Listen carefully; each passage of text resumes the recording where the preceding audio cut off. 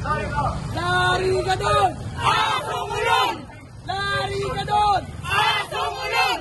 Lari ka doon! Asong ulol! Mabuhay ang DRS! Pagtitipon ng sambayan ng Pilipino, napunta tayo sa hukuman na pinakamataas upang itulog ang boses at sentimiento ng sambayan ng Pilipino. Hindi tayo papayag na ang mga naghari-arian at nagkakaroon ng sakim na mga kahaman na ambisyon sa kapangyarihan. Dito po tayo. Dito tayo? Ay, dito. Dito. Magpapasok sila doon. Dito. Forward, forward. Forward po, forward. Magsa-chanting tayo, ha? Okay. Korte Suprema! Ipaglaban! Korte Suprema! Ipaglaban! Rule of law! Ipaglaban! Lari ka doon! Isang ulol! Korte Suprema! Ipaglaban! Rule of law! Ipaglaban! Sundan niyo si Ka Eric, ha? Para masaya tayo. Ang araw na ito, iminsahe natin na ang batas ay magigibabaw. Ang Korte Suprema ay nag-aatol tungkol sa batas. Kaya ang ating tungkulin bilang mamamayan ay ganito po.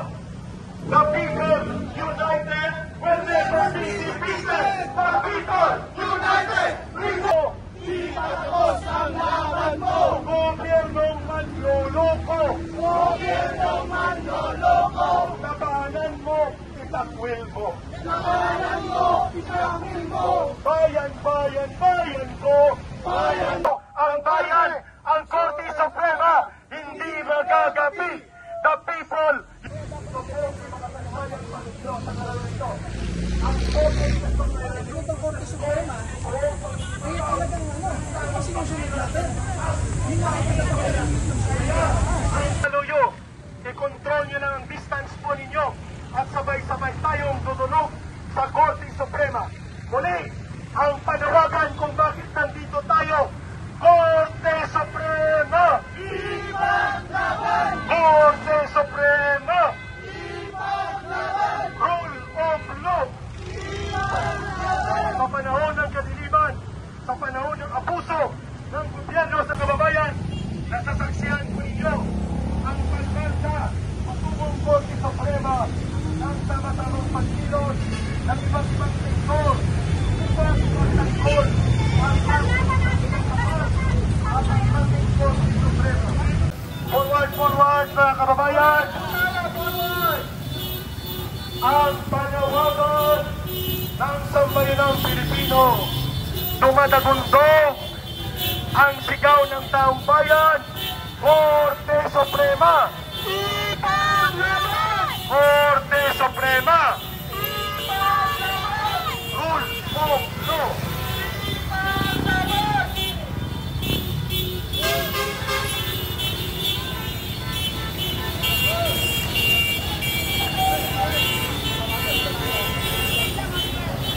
Attorney, sa inakaroon? Palmigaso si Congressman Percy si Denia o ni Richard Hidayat. Maglaban na ito ang integrity sa Supreme Court. So, anong ginagawa ngayon, sir? Naghintay nila kasi ang layo ng lakad nila galing Liwasan Bonifacio going to the Supreme Court. But ako, hindi ako nakalakad. Nakita ko, dito ako maghintay. Going to the Supreme Court. We will file a case to defend the integrity of the Supreme Court. Thank you po.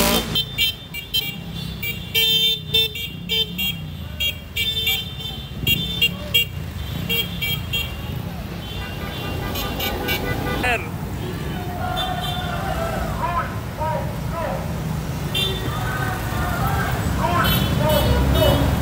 Sir.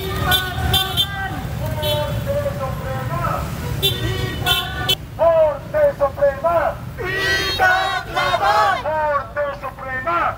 Ipaglaban! Rule of law! Ipaglaban! Rule of law! Ipaglaban! Mula kay Atty. Tomasio. Mga kasama, malapit na po tayo sa sagradong templo ng katarungan na ang Korte Suprema. panawagan po, wag po tayo masyado magingay, magbibigay po tayo ng statement kung may media, ngunit ang pakailaman po natin dito ay ipakita ang ating suporta sa mga mahistrado at sa punong mahistrado ng Korte Suprema na naniniwala tayo tama ang kanilang ginawa at walang kakwenta-kwenta ang mga magkikos laban sa kanila. Yun lamang po, let us police our ranks, magtipon-tipon lang po tayo at magpo-proceed tayo in an orderly fashion. Mabuhay ang sambayanang Pilipino! Mabuhay! Press message, then we will go. Hello. Ready na yung pag-file natin ng petition to declare.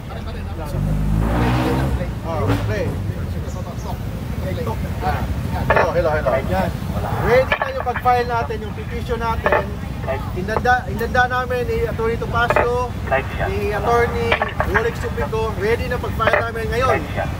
Indirect contempt against Congressman Percy Sendenia, against Richard Hidayan, Professor Hidayan, and of course, yung best friend ni Atty. Topacio, si Secretary Larry Gadon. Ready na tayo to defend the integrity of the Supreme Court.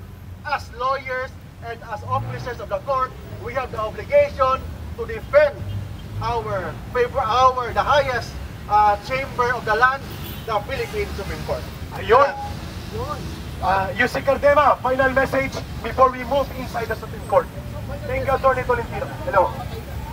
In behalf po of Duterte Youth Party List na ibinoto ng 2.3 million na Pilipino para maging boses nila dito ngayong araw na ito, tayo po ay nagpapahayag na suporta sa ating Korte Suprema dahil pag wala pang sumuporta sa Korte Suprema, mawawala na ang rule of law sa bansang ito.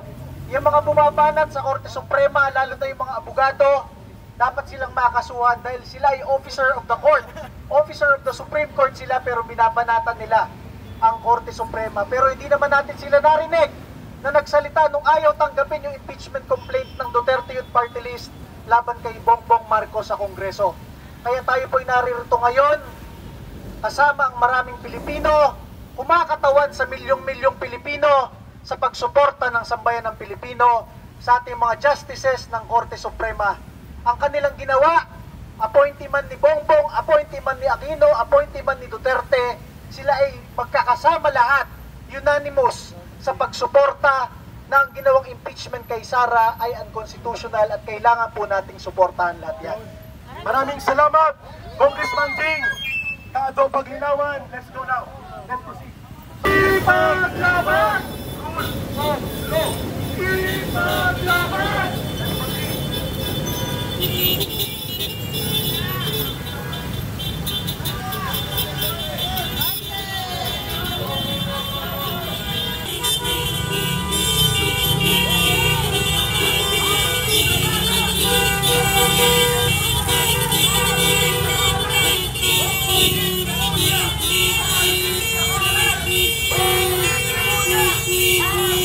At lahat po ng mga concerned lawyers, mag-file po tayo ngayon ng petition for indirect contempt against Congressman Percival Sendanya.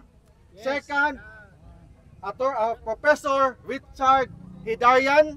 Yes. At yung best friend, I repeat, yung best friend ni Atty. Topacio, si Secretary Larry Gadon. Yes! Larry Gadon! Asong ulol! Larry Gadon! Asong ulol! Sila nagsabi nun ha, hindi ako. Ang gawin po natin, for example, kay Percival Sendanya, sinabihan niya Supreme Court na supreme cuddler ng mga corrupt ng mga opisyales. Second, itong si Richard Hidayan, nag-post sa Facebook and sa Twitter niya na lahat daw ng mga justices ng Supreme Court appointee ng mga Duterte, therefore hindi independent ang Supreme Court. Bilang abogado, as an officer of the court, we have the obligation to defend the integrity and the independence of the highest court of the land. Yes! Yes! Bakit? Kasi kung wala ng credibility ang Supreme Court, wala ng matirang hustisya sa Pilipinas. That's why, as lawyers and as a Filipino, we have the obligation to defend the independence and the impartiality of the Philippine Supreme Court. Yun ang gagawin po natin ngayon. After this, pupunta na ako sa loob, mag-file na po tayo ng petition to declare those 3 individuals for indirect contempt. Thank you. Question. Ang question, pagbalik na kay malate man sa filing. Okay, thank you. Filing mo na, filing. Babalik kami. Attorney Mark, yung babalik. We are here to find through the distinguished counsel Attorney Mark Tolentino, kumpanyero namin, ang petition to declare certain individuals in contempt of the Supreme Court. Sino pang mga kasunod yan?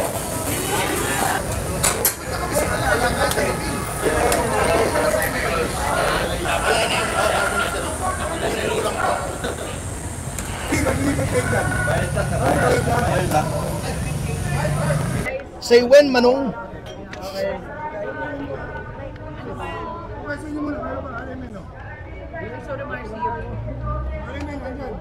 Okay, rolling na. Rolling. Sir, can we just get your reaction? Nakarating na po kay Secretary Larry Gadon na kayo po ay nag-file nga po ng contempt petition against him. Ang sabi po niya ngayon, china-challenge daw po niya kayo sa isang song dance competition for charity. Ano po ang reaction niyo po dito? Kakasa po ba kayo? Ikaw pala china-challenge eh. Alam niyo po, kaibigan ko yang si Attorney Gadon. In fact, lagi kami nagko-concert niyan. But kasamang Larry, I'm sorry, but this is no laughing matter. I am an officer of the court, and as such, isang katungkulan ko na ipagtanggol ang karangalan at reputasyon ng ating kataas-taasang hukuman. So, I'm sorry. I hope we can still be friends. Sa akin, this is nothing personal. This is part of my duties as an officer of the court. I had to do this. I hope you understand. Alam ko na kung ikaw ay abogado pa rin hanggang ngayon at ako ang gumawa nito, if the situation were reversed, you would have done the same thing. Pero kung gusto mo magkantahan, wala pong problema sa atin. Passion natin yan, kasamang Larry. Pero sir, ano po ba specifically yung ginawa niya para nga po mawaran ito nga po petition for contempt from you? Sapagkat sinabi niya 3 beses sa kanyang panayam, ang Korte Suprema ay tuta ng mga Duterte. Siningle out pa niya ang punong mahistrado ng kataas-taasang hukuman. At 3 beses niyan sinabi, I was scandalized, to be candid, sapagkat bagamat meron tayong freedom of expression and sometimes I have also criticized some decisions of the court, there should be boundaries. Pagka gano'n na pong masyadong vitriolic na at vituperative, masyadong maangas na at libelous na po yun hindi po natin maaaring palampasin. So, kinalulungkot ko kasamang Larry, I really had to do this. It is with a heavy heart actually that I do this. Kaya lang, masyado ng scandalous yung pagkasabi niya.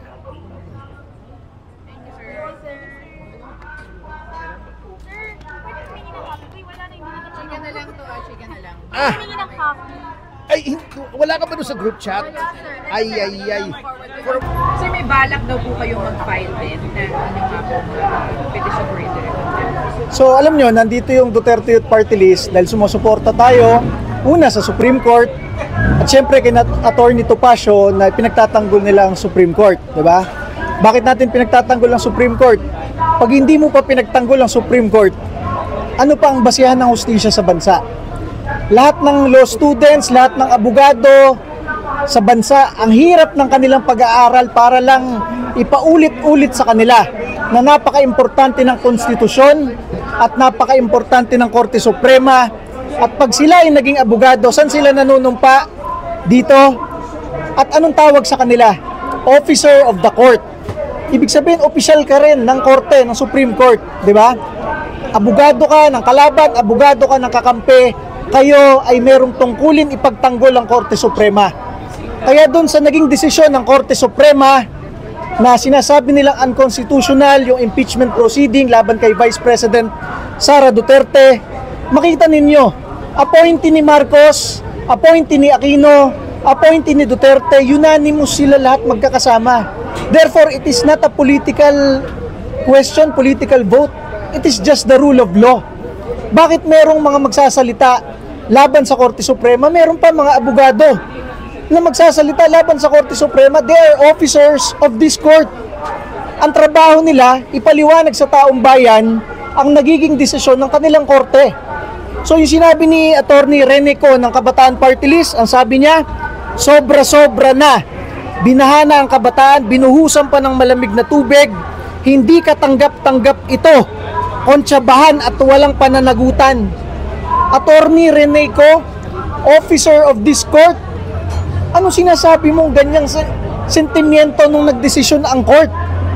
Dapat nga ikaw neutral lamang, ikaw ang nagbibigay ng dahilan sa taong bayan para sa rule of law, para may integridad ng Korte Suprema. So dito sa pagkakaso ni na Attorney Topacio laban sa mga ibang tao, dapat kasuhan rin mismo si Rene Co ng Kabataan Party List. Bakit? Para doon sa mga hindi abogado, alam ninyo na kailangan suportahan ng Korte Suprema kahit anong mangyari. Abogado siya, nag-aral siya ng batas, she is an officer of the court, tapos magko-comment siya ng ganun-ganun sa media, hindi ka tanggap-tanggap, kontsabahan at walang pananagutan. Baka pwede mo ikadisbar yun. Di ba? So will you be filing a disbarment case against the representative? So, itatanong ko muna kay Attorney Topacio, I think baka hindi muna disbarment, katulad lang ng final nila, indirect contempt. Because kesa ikaw ang nagsasabi sa taong bayan na sumunod sa batas at itaguyod ang integridad ng Korte Suprema, ikaw mismo ang nagke-question sa Korte Suprema, you are an officer of this court. Diba? Kahit po marami sa atin dito nakikinig, taong bayan ay hindi abogado, alam nyo, mali yun. Abogado ka pa. Ipapa-draft muna natin kina Attorney Calabi at Attorney Topacio ang ating pwede baka next week. Kaya nga nakita nyo si Attorney De Lima, parang bumawi siya, di ba? Baka na-realize niya na nagsalita siya nung unang beses laban sa desisyon ng Korte Suprema. She is a lawyer, she is an officer of this court, she was formerly Secretary of Justice. Medyo umatras siya ng konti. Na-realize na siguro na, teka, I am an officer of that court. Pero doon sa mga abogado na walang remorse man lang, tinitira itong Korte Suprema, masabi ko sa inyo, nung nag-file ba ang Duterte Youth Party List ng impeachment complaint laban kay Pangulong Bongbong Marcos sa House of Representatives at ayaw tanggapin ng Office of the SecGen, nandun naman yung dalawang Deputy SecGen, nandun naman yung ibang staff, meron ba sa inyong nagsalita na unconstitutional yung ginawa ng opisina na yon? Wala naman eh. Kaya masabi ko sa inyo, kung tunay kayo na naninindigan sa Constitution, tunay kayo na nagko-komento patungkol sa batas, bakit hindi kayo nagkomento doon? Narinig ko pa nga kay Senator Cayetano, bakit nung nag-file si na Congressman Cardema ng impeachment, di kayo nagsalita? Bakit kami pinagmamadali nyo sa Senado? So masabi rin natin yan dito sa mga nagko-comment sa Korte Suprema. This is not just a regular filing. It was already decided by the highest court of the land. So, hindi mo dapat banatan ng Korte Suprema. Nakita naman ninyo yung bagong appointee ni Pangulong Bongbong Marcos. He is just here for 2 months pa lang as justice. Yung appointee ni Pangulong Aquino, matagal lang nandyan. He was the ponente. They all had a unanimous decision that that impeachment proceeding was unconstitutional. Sir, very quickly lang, sir, mabilis lang masagot. Yung impeachment versus Bongbong Marcos, will you file again next year after the 1-year ban lang? Ang pagkakaiba doon sa impeachment natin at impeachment kay Vice President Sara Duterte, yung first 3 tinanggap ni SecGen. Yung sa atin hindi tinanggap. Therefore, there is no 1-year rule bar. So when will you file again? Kung kailan pwede, I think sina Congressman Jing Paras, they are preparing. Did you ask them? Not yet. Yes, sir. Hindi ko pa natanong, but they are preparing to file their own version. Pero Pero yung version niya, sir, anong ground? Same ba? Same grounds. It is very simple. It is betrayal of public trust and yung sa violation of the Constitution because nagpadala tayo ng isang Filipino citizen sa kamay ng mga dayuhan. So, sorry mga klaro, i-refile niyo po ulit yung impeachment po. I think we will just consolidate with other, meron kasi mga kumausap sa amin na they will also file. Pero ang topic dito yung it is defending the Supreme Court in their decision now stating that impeachment proceeding against Vice President Sara Duterte is unconstitutional. Thank you. Salamat.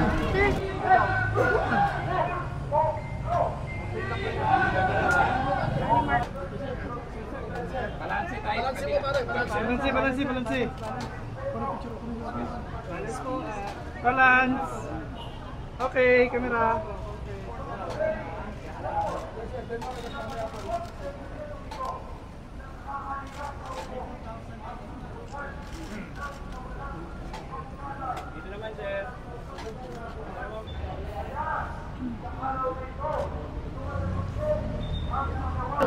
Ang puso ko ang buhay mo sa iyo'y ibibigay tungkulin ko'y gagampanan na lagi kang paglingkuran ang iya mo'y babantayan Pilipinas ko Korte Suprema!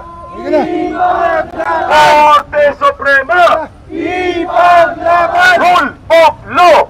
Ipaglaban! Rule of law! Ipaglaban! Siyempre ang boses ng sambayanan, ito po ang mensahe natin.